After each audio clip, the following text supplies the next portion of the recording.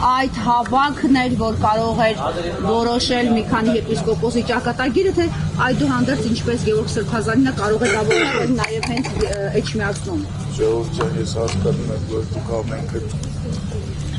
կարիք ունեք խոսքի, գիտեք չէ, որ մեծ բախտը սկսել է։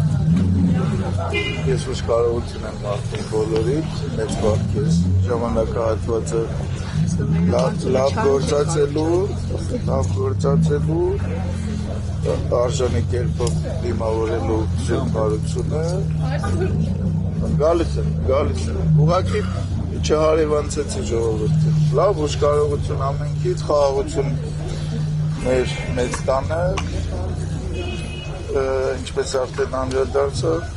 Զարաբ ջան, Աստված մեծ է, լավ կնի։ Սրանք ամենածանր օրերն են, թե ավելի ծանրին սպասել։ Անշուշտ, աննախադեպ ծանր օրեր են, բայց մեր պատմությանը լավատեղյակ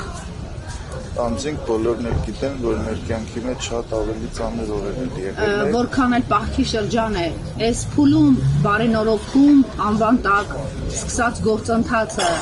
ինքը հաջողություններ գրանցել է, ի վերջո եկեղեցիներ կան գրաված, որոնք այլևս հասու չեն օծյալ քահանաներին։ Չեմ կարող ասել ով ինչ է գրանցել, բայց մեր նպատակը բարին լավը գեղեցիկը աղատացնելն է, եկեղեցու, եկեղեցականի, եւ մենք լավահույս ենք, որ վերջ առաջ մեր մարդասիրությունը, մեր աստվածքաներությունը հաջողությամբ դեպսավ։ Մինչև ընտրություններ հասարակությունը կգա, մինչև վերջ սթափության եւ Աստված, որ մենք բոլորս էլ ստացվենք և մեզանում համերաշխության, խաղաղության միջավայրը գերակայի գերակշռել։ Ուշ կարողություն ամենքի, շնորհակալություն, վերջը խոսեցի։ Ապրեք, Աստված օրհնի։